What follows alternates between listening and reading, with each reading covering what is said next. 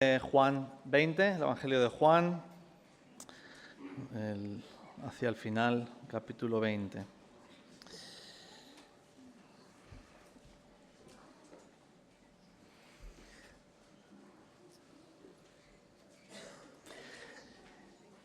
Imagina que un viejo amigo te escribe y te dice que quiere darte un regalo, que tiene un 10º ganador de la lotería de Navidad, pero que le tienes que mandar primero una fotocopia del DNI y tendrás que ir a correos y hacer ahí ciertas verificaciones y dices, uy, esto me huele un poco a engaño. Y sin embargo, hay mucho en juego, ¿verdad? Literalmente millones de euros. ¿Te fías? ¿Será un engaño? Lo que está claro es que, aunque hay una probabilidad de que sea un engaño, seguramente vas a acabar investigándolo, contactando con él, sabiendo si esto es verdad o no, si es quien dice ser o no y qué intenciones querrás investigar, porque hay muchísimo en juego. Si te está ofreciendo 3 euros, quizá ni respondas. Si te está ofreciendo millones, seguro que de repente es un buen amigo. C.S. Lewis dijo, el cristianismo, si es falso, no tiene ninguna importancia. Pero si es cierto, es de importancia infinita. Lo que no puede ser es moderadamente importante. Jesús ha prometido salvación a todo el que crea en Él. Ha ido a una cruz para ofrecernos perdón, para ofrecernos salvación, un rescate. Él es la respuesta. Él dice que es Dios hecho hombre que ha venido a ofrecernos todo lo que anhelamos. Nos da gozo, nos da paz, nos da vida eterna aquí después de la muerte. Promete acompañarnos también. Nos dice que conoce la verdad del universo si le conocemos a Él. Merece la pena comprobar si lo que está diciendo Jesús es verdad o no. Hay muchísimo en juego, es de importancia infinita, no es simplemente moderadamente importante. ¿Y sabes cuál es la mejor forma de comprobar si el cristianismo es verdad? Si todo esto no es un engaño.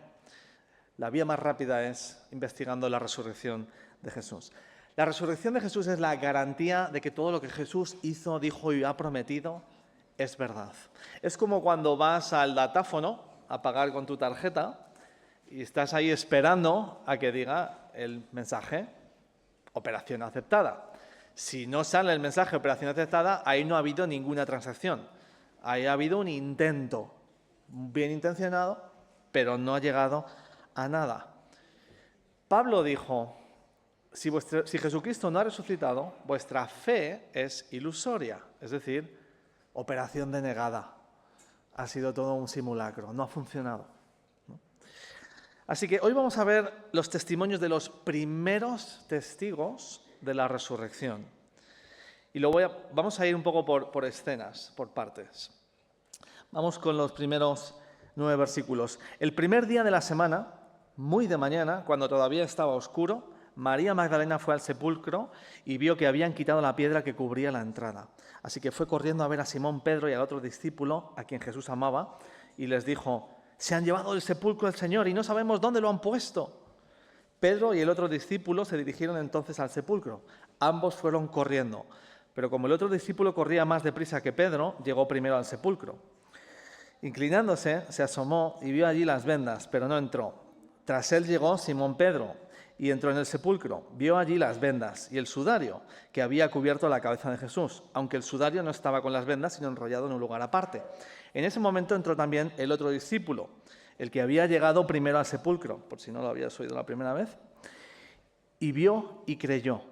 Hasta entonces no habían entendido la Escritura, que dice que Jesús tenía que resucitar.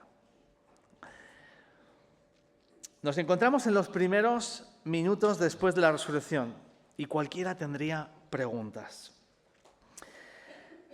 ¿Cómo sabemos que Jesús estaba enterrado ahí? ¿Cómo sabemos que Jesús de verdad estaba muerto? Lo mismo no estaba muerto y salió por su propio pie. ¿Cómo sabemos que alguien no robó el cuerpo? Son preguntas que todo el mundo tenía desde el principio y durante milenios han estado ahí. ¿Sabes? Tenemos evidencia muy sólida de que Jesús fue crucificado, estaba clínicamente muerto sobre el año 33 bajo Poncio Pilato en Jerusalén. Un historiador agnóstico, Bart Ehrman, dice: uno de los hechos más seguros de la historia es que Jesús fue crucificado por órdenes del prefecto romano de Judea, Poncio Pilato. Lo corroboran historiadores del momento como Suetonio, Tácito, Flavio Josefo. La evidencia es abrumadora. Los romanos eran expertos asesinos. De los miles de crucifixiones que tenemos documentados, nadie nunca sobrevivió. Tenemos incluso al emperador Tito, que intentó bajar de la cruz a 3 para deshacer la tortura, pero aún así no consiguieron sobrevivir. Nadie ha sobrevivido una crucifixión. Pero aunque hubiera sobrevivido Jesús, le atravesaron los tobillos. ¿Cómo iba a salir andando por su propio pie de una tumba, moviendo una piedra que hacían falta 20 personas? ¿Quién seguiría a un Mesías que se arrastra por el suelo? No tiene ningún sentido. ¿Cómo sabemos también que Jesús le enterraron en esa tumba? A lo mejor no llegó a entrar. Nos hicieron el truco de que la habían enterrado ahí, pero estaba en otro sitio. ¿Sabes? La tumba era de José de Arimatea, uno de los líderes del juzgado, del grupo de personas que juzgaron y condenaron a Jesús. No solo estaba José de Arimatea, sino Nicodemo del Sanedrín, que estaban enterrando a Jesús. Era una tumba rica, grande, vistosa, cerca de Jerusalén. Estábamos en la Pascua, 10.000 de personas. Lo ideal habría sido que los discípulos se lo llevaran a un pueblecito de que nadie sabe dónde está, delante de nadie, y ahí habrían podido engañar un poco, a oscuras, remotamente, pero esto era en el centro neurálgico y todo el mundo sabía dónde estaba esa tumba. Los historiadores reconocen que la figura de José de Arimatea es sólida. No hay ninguna historia alternativa a que hubiera otra tumba. Todo el mundo sabía, enemigos y enemigos, qué tumba era. Era la tumba de José, era alguien público y no hay otra alternativa. Aparte, los enemigos eran los principales interesados en certificar la identidad de Jesús, que estuviera bien enterrado. Los judíos y los romanos querían asegurarse de que estaba bien enterrado y que nadie robaba el cuerpo. Eran los primeros interesados y tenían el poder para hacerlo. Tenemos algunas historias, incluso en algunos teólogos, historiadores españoles, que dicen, como Antonio Piñero, que seguramente Jesús fue arrojado a una fosa común.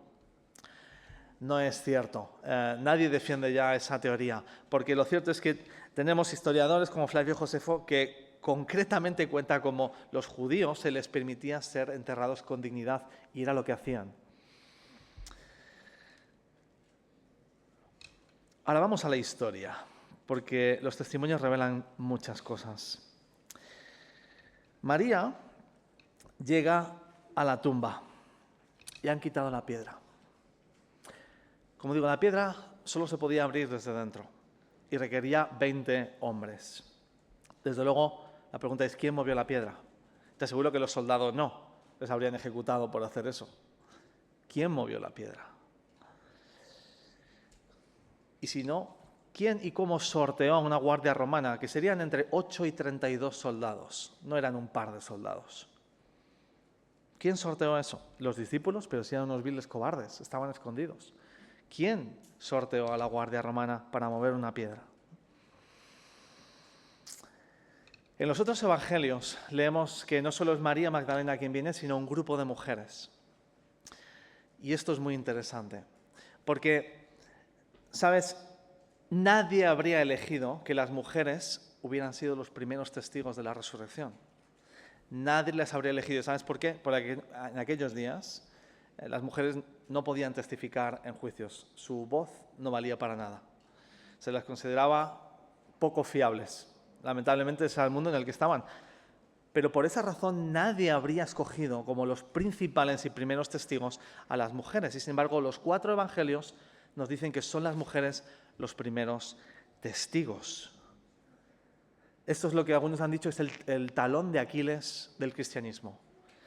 Celso y Porfirio, de los primeros escritores en contra del cristianismo en los primeros siglos, dijeron que se burlaron de las historias, diciendo que que las mujeres eran mujeres histéricas, analfabetas, estúpidas, engañadas, básicamente. Unas mujeres histéricas. ¿Quién puede creerse lo que estas mujeres hayan dicho? ¿De verdad sobre eso se sostiene el cristianismo? Esto es lo que han dicho. Fíjate, en los principales credos se omiten a las mujeres, porque cristianos un poco más tarde se dan cuenta de que no ayuda tenerlas como los primeros testigos. Y sin embargo ahí están, en los primeros registros. ¿Por qué? Los historiadores nos dicen, nadie habría elegido eso. La razón por la que están es porque eso es lo que ocurrió. Aunque les hacía daño, las mujeres están validando la historia como histórica de una forma que nadie podía haber previsto. Y ninguno de estos discípulos podrían haberse imaginado que 2000 años después habría algo llamado feminismo, que la mujer, su opinión importaría, al igual que la del hombre, y dirían, vamos a inventarnos esto ahora, porque dentro de 2000 años a la mujer sí se la va a escuchar y entonces valorarán esto, ¿no? Es un total anacronismo. Esto es un argumento bien fuerte para creer que lo que está ocurriendo es histórico. Ahora María va a buscar a los discípulos y vienen corriendo. Y fíjate, porque aquí se nos revela algo muy interesante. Es el autor del Evangelio de Juan, que es, sorpresa, Juan. Pero Juan nunca dice, hola, soy yo. Pero lo dice de otras formas un poco más sutiles, ¿no? ¿Te has dado cuenta cómo lo hace? La verdad es que es un poco gracioso. Son 5 veces, creo que dice Pedro y el otro discípulo. No dice Juan, porque es él, el otro discípulo. A quien Jesús amaba. Bueno, eso era importante decirlo, ¿no? Pero aún más importante, fuimos corriendo y dice, el otro discípulo corría más deprisa que Pedro. Pequeño detalle ahí, pues sí. Pero es que no te lo dice una vez, es que dice, corría más deprisa, luego dice, llegó primero, no sé que te confundas, no le adelantó en ningún momento.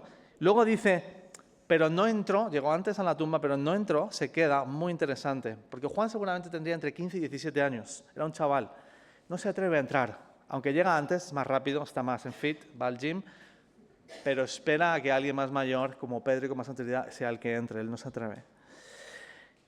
Tras él llegó Simón Pedro, esa es ya la 4ª vez que nos dice quién llega antes, y en último momento, en el versículo 8, el otro discípulo, el que había llegado primero al sepulcro. Vale, hay muchísimos memes sobre esto, no sé si los has visto alguna vez, de Jesús adelantando a Pedro. Es muy curioso, pero al hacerlo nos está diciendo quién es el autor. Y lo cierto es que Juan, aunque es el último de los evangelios que se escriben, es el que apoyó su cabeza sobre el pecho de Jesús. Es un testigo de primera calidad.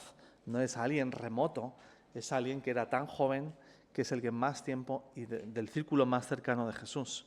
A veces algunos cuestionan el evangelio de Juan, pero es el testigo de que estuvo más cerca de Jesús, el que Jesús amaba. Ahora, al entrar a la tumba ven 2 cosas. Ven vendas por un lado y un sudario, que es la parte de una tela de la cabeza, enrollada. En otra parte. ¿Por qué es significativo este detalle?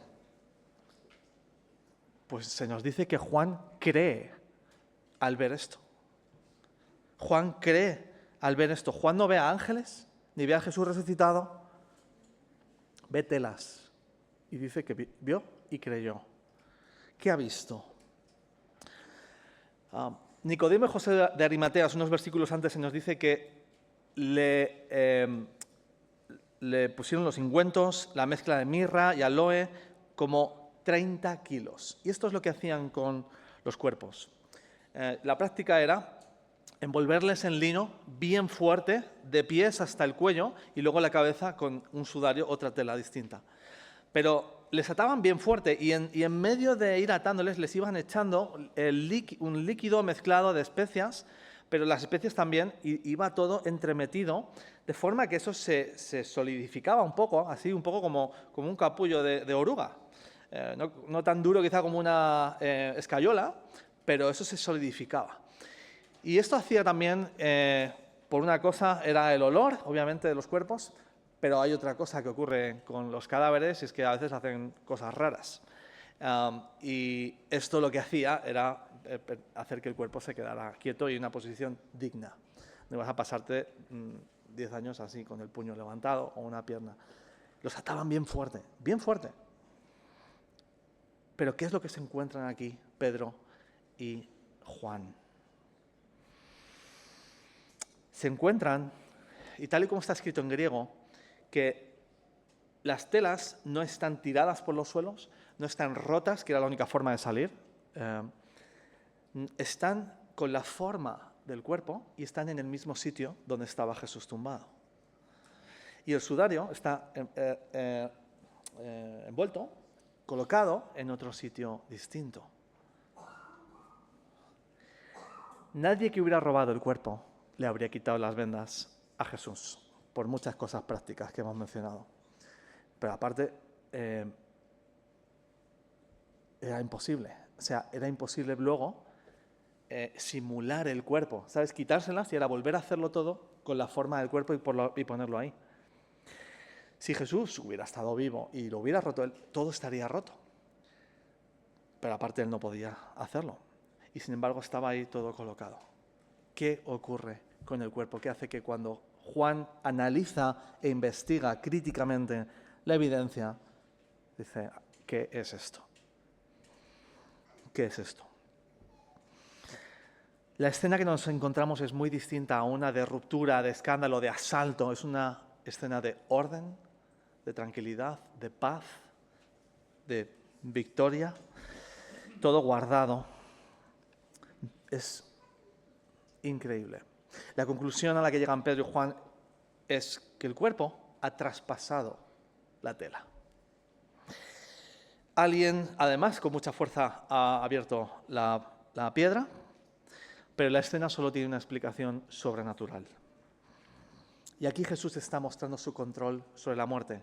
Juan vio y creyó. A veces es bueno dudar de tus dudas.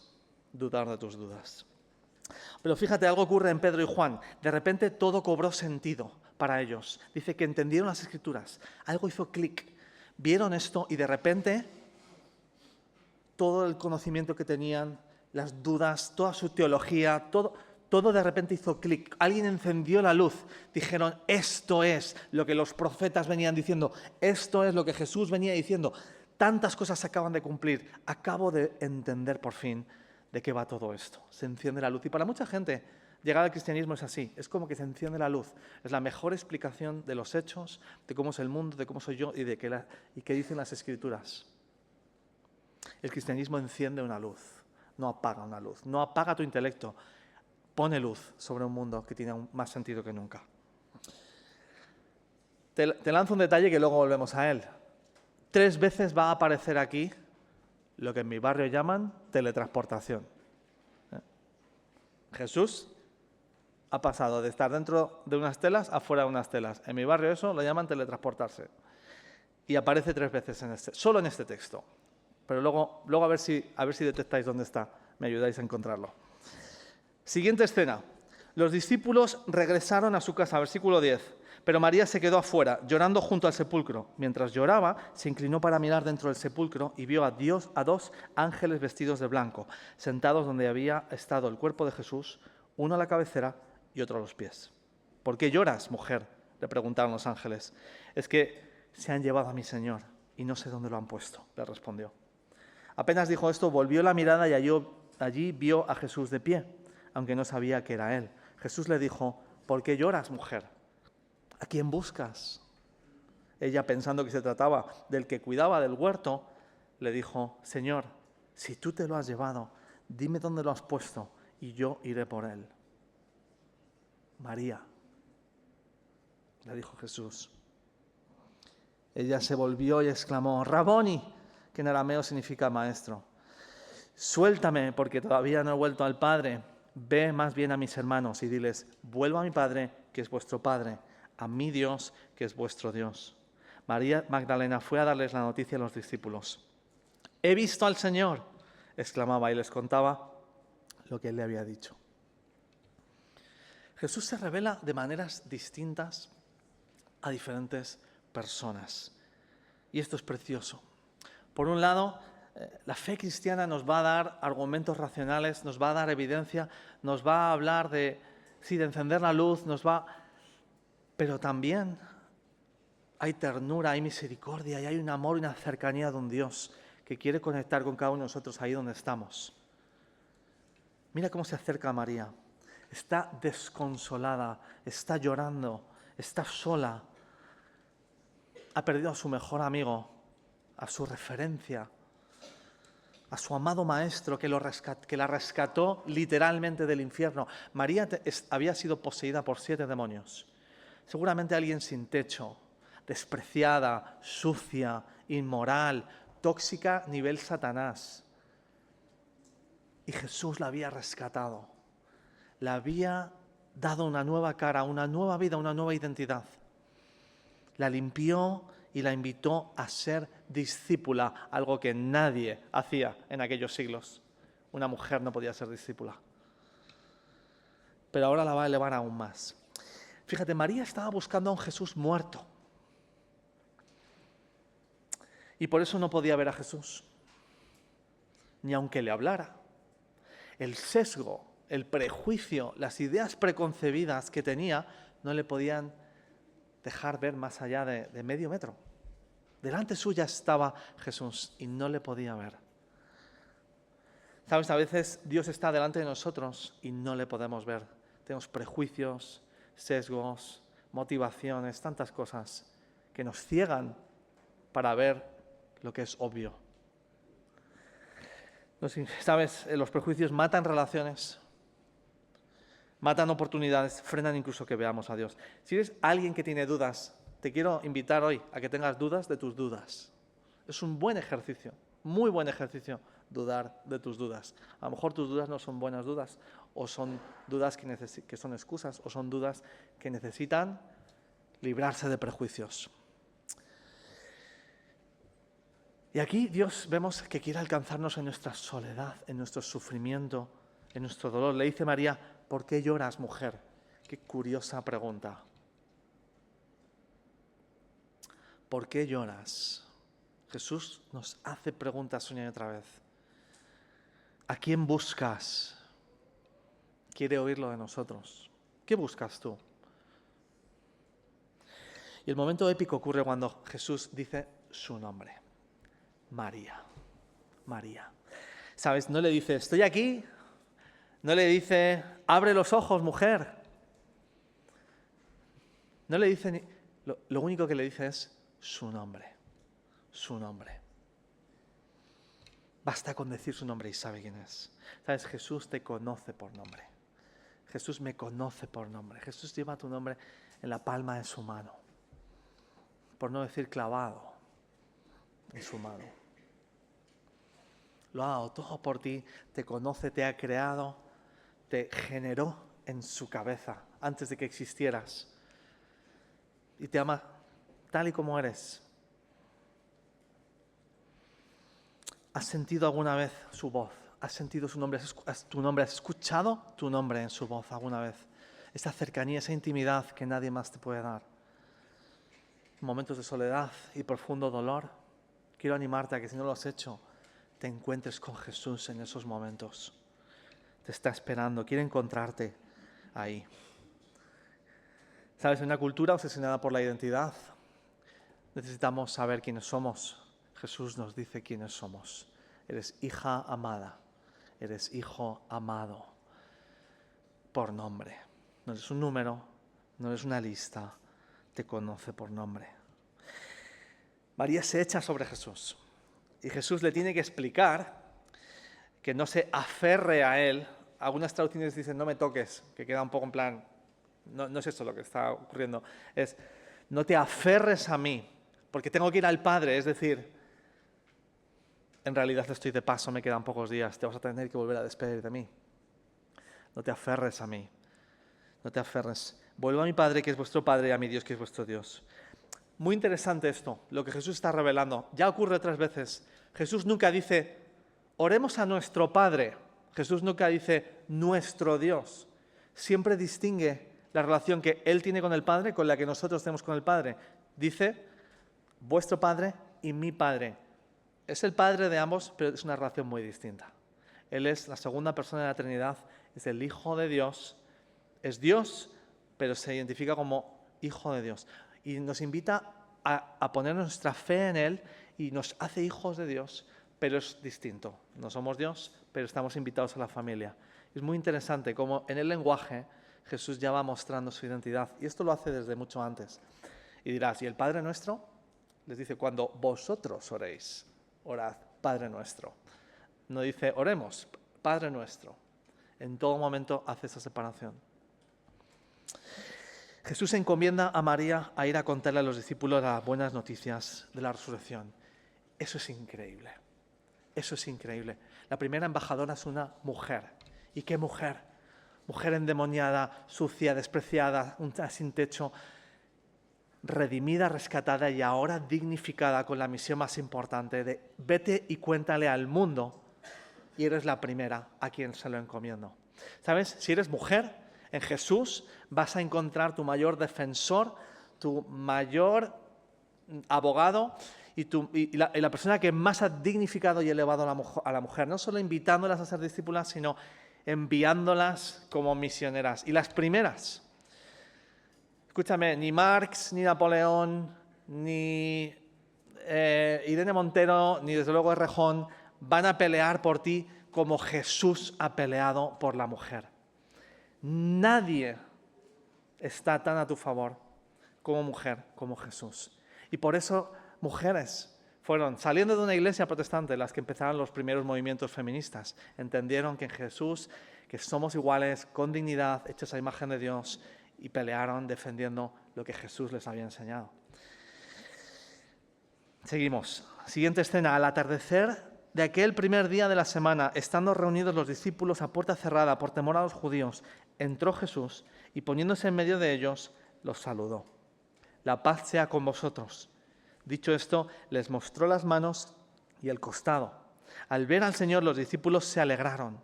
La paz sea con vosotros, repitió Jesús. Como el Padre me envió a mí, así yo os envío a vosotros. Acto seguido, sopló sobre ellos y les dijo, recibid el Espíritu Santo. A quienes perdonéis sus pecados les serán perdonados. A quienes no se los perdonéis no les serán perdonados. Te has dado cuenta tú también, ¿no? Que la puerta, los detalles que elige poner Juan, la puerta estaba cerrada y aparece en medio Jesús. Ahí lo dejo. Me parece muy emocionante que la Biblia nos dice que tal y como Jesús resucitó, nosotros también, que Él es las primicias, Él es el ejemplo, el primero, y que como Él, nosotros también. Dejo que tu imaginación vuele un poquito, pero el cuerpo de Jesús es físico y el cuerpo de Jesús hace cosas fascinantes. Se nos promete una nueva fisicalidad. No vamos a ser fantasmitas flotando en nubes. Se nos habla de nuevos cielos y nueva tierra y desde luego nuevos cuerpos. Es una salvación física y eso resuena con tantos de nuestros anhelos. Tantos de nuestros anhelos, de que la nueva vida que tendremos no va a ser menos que esta, va a ser más que esta. No vas a pasarte la eternidad echando de menos nada aquí. Pero fíjate en lo que Jesús revela a los discípulos. No dice que al verle creyeron, sino que al verle se alegraron. Es decir, se entiende que ya unos cuantos creían y se alegraron. Ahora les toca a ellos seguir con la misión que ha empezado Jesús. Jesús se va a ir, pero les da lo prometido. Dijo, el Consolador, el Dios, os enviaré a alguien que va a venir y va a acompañaros y va a hacer la misión a través de vosotros. Y ese es el Espíritu Santo. Es Dios quien perdona los pecados, es el Evangelio que Él ha traído. Y eso es lo que realmente quiere transmitir cuando dice a los que perdonéis pecados y a los que no. Está hablando de que aquellos que acepten el Evangelio obviamente tendrán el perdón de los pecados. Y ellos están encomendados ese mensaje de reconciliación y de perdón. Pero Dios tiene un propósito para cada uno de ellos. Dios viene a revelarles algo muy distinto que revela en la tumba. Les da un nuevo propósito. Rehace su teología, rehace su misión y les envía. ¿Y tú? ¿Sabes cuál es tu propósito en esta vida? ¿Tus propósitos son fuera de Jesús o con Jesús? ¿Formas parte del plan de reconciliar todas las cosas, el plan de salvar al mundo al que Jesús nos está invitando, si no formas parte de ese plan, no sabes lo que te estás perdiendo. Y antes de llegar a la última escena, vemos que Jesús ha dado a Pedro y a Juan evidencia para creer, una tumba vacía. También les ha abierto el entendimiento a través de las Escrituras. De repente todo hace clic. Y ahora creen. Se ha encendido la luz. Jesús ha dado a María lo que su corazón más anhelaba. Oír la voz de su amigo, de su Salvador, de su Dios. En un momento de sufrimiento. Y por último, queda alguien que necesita algo muy distinto a todos los demás. Alguien que quiere evidencia empírica. Alguien que es un escéptico. Alguien que dice todo eso a mí no me vale. Necesito más. Y Jesús se lo va a dar. Versículo 24. Tomás, al que apodaban el gemelo y que era uno de los 12, no estaba con los discípulos cuando llegó Jesús. Así que los otros discípulos le dijeron: hemos visto al Señor. Mientras no vea yo la marca de los clavos en sus manos y meta mi dedo en las marcas y mi mano en su costado, no lo creeré, repuso Tomás. Una semana más tarde, estaban los discípulos de nuevo en la casa y Tomás estaba con ellos. Aunque las puertas estaban cerradas, Jesús entró y poniéndose en medio de ellos, los saludó. La paz sea con vosotros. Luego dijo a Tomás: pon tu dedo aquí y mira mis manos. Acerca tu mano y métela en mi costado. Y no seas incrédulo, sino hombre de fe. Señor mío y Dios mío, exclamó Tomás. Porque me has visto, has creído, le dijo Jesús. Dichosos los que no han visto y sin embargo creen. Jesús hizo muchas otras señales milagrosas en presencia de sus discípulos, las cuales no están registradas en este libro. Pero estas se han escrito para que creáis que Jesús es el Cristo, el Hijo de Dios, y para que al creer en su nombre tengáis vida. ¿Sabes? A veces oigo, la gente del primer siglo se creía en cualquier cosa, eran gente precientífica. ¿Sabes? ¿Tú has leído alguna vez a Platón o Aristóteles? Esta gente era mucho más listas y sofisticadas que nosotros. Tenían un entendimiento de la muerte mucho más real que nosotros. Vivían con ella todos los días, sabían perfectamente que los muertos no se levantaban. No eran ingenuos. Pero mira cómo se acerca Jesús a Tomás. Sí, tenía razones para no creer que los muertos se levanten. Para los judíos también la resurrección era una aberración. Era algo que solo ocurriría en el Apocalipsis, no ahora. Todo estaba en contra, como para creer que alguien podía resucitar.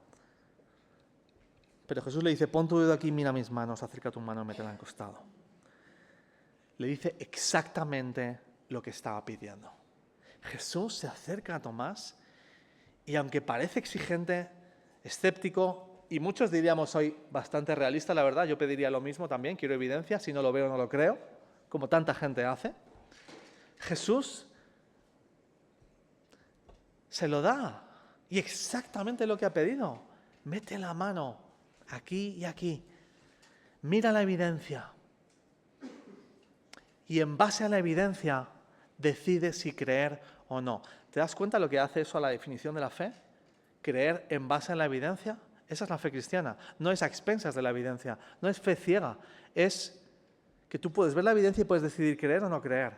Porque va más allá. Requiere poner el peso de tu vida en las manos de Jesús. Y Jesús nos invita a todos a creer en Él y a acercarnos. Con Tomás le da lo que le pide. Pero a María otra cosa, a Jesús, a Juan otra cosa, a Pedro otra cosa y a otros tantos otros. A más de 500 personas durante semanas Jesús se apareció. Y fue llegando a personas de maneras distintas. Y hoy Jesús también se acerca a cada uno de nosotros de maneras distintas. Seguro que aquí cada uno tenemos nuestra propia historia de cómo hemos llegado a Jesús. Unos somos más racionales, otros más temperamentales, otros más de lógica, otros más de existenciales, de emociones, de sentir. Si no lo siento, no es verdad. Y otros dicen, si no lo entiendo, no es verdad. Y otros dicen, si no lo veo, no es verdad. Y para cada uno de ellos, Jesús dice, hay suficiente evidencia, no hay excusas.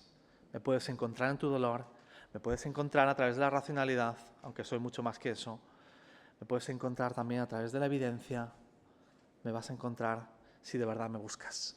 Porque Jesús dice, el que busca, halla. ¿Dónde estás tú?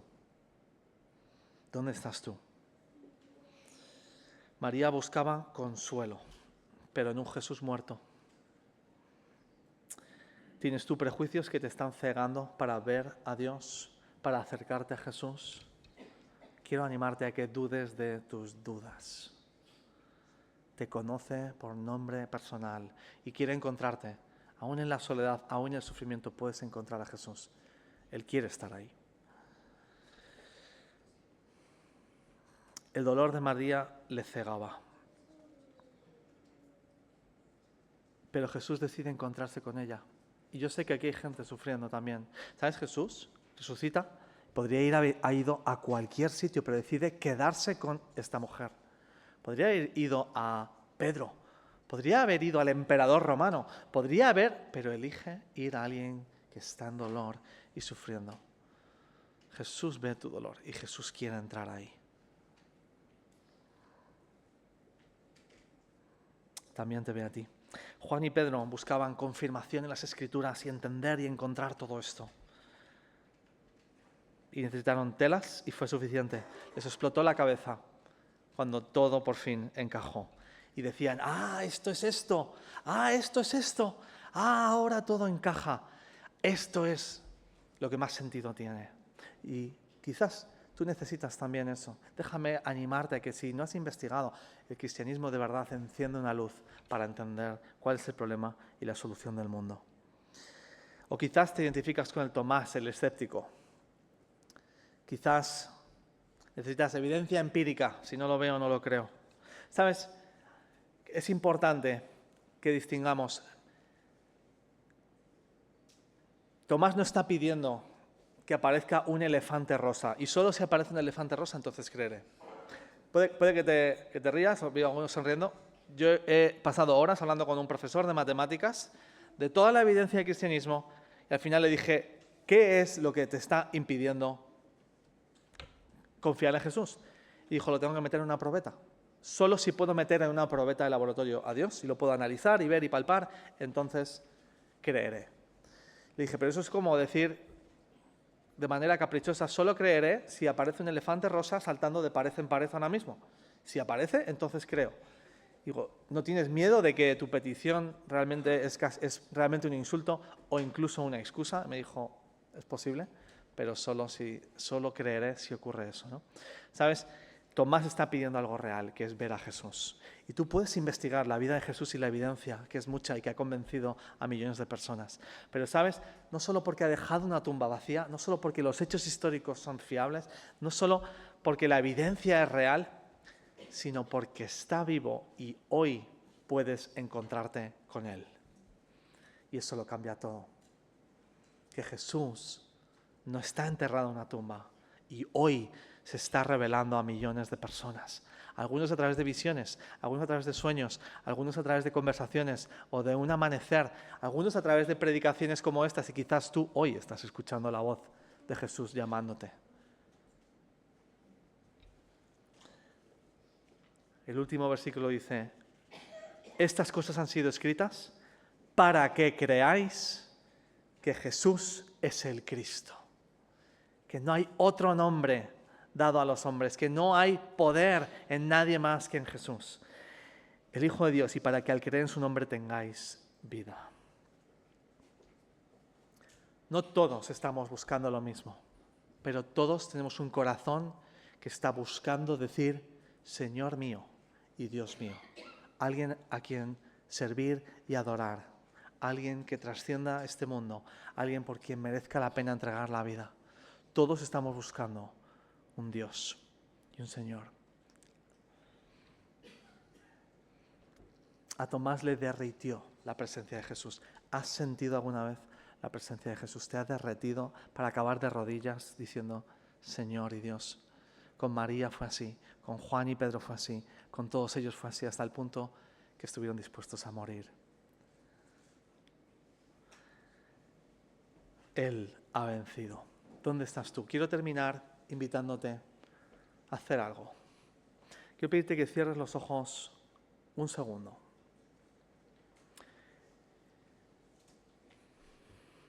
Y quiero pedirte que pienses en qué hay ahora mismo frenándote para confiar plenamente en Jesús, para ser suyo, para tener la vida eterna que Él está ofreciendo.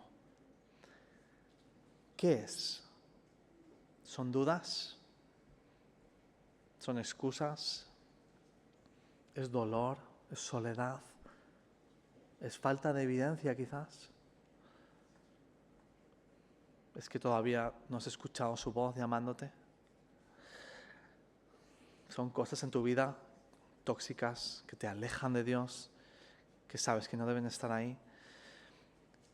Pues quiero pedirte que sigas con los ojos cerrados y que de manera simbólica pongas en tu puño eso dentro, que extiendas el brazo con el puño y dentro del puño, de manera simbólica, agarres eso que te está alejando de tener plena confianza en Jesús y disfrutar de su vida eterna. Y así con el brazo extendido quiero pedirte que ores conmigo. Señor Jesús, queremos confiar plenamente en ti. Tengo dudas, tengo luchas, tengo cosas en mi vida que sé que me alejan de ti. Aquí y ahora, en un acto de fe, quiero entregártelas a ti. Y abro mi puño y te las entrego para que tú las lleves, para que tú lidies con ellas. Tú sabes lo que es, tú me conoces por nombre. Te lo entrego y te pido que me sanes, que me des tu vida, que me des fe, que me falta. Que me acerques a ti, yo quiero oír tu voz, quiero sentir tu abrazo. Te pido que hoy vengas a mi vida y pueda conocerte de manera personal. Gracias por tu amor, gracias por vencer la muerte, gracias por la salvación que me regalas en la cruz y en la resurrección. Ayúdame a seguirte hoy y a conocer tu voz más de cerca. En el nombre de Jesús. Amén.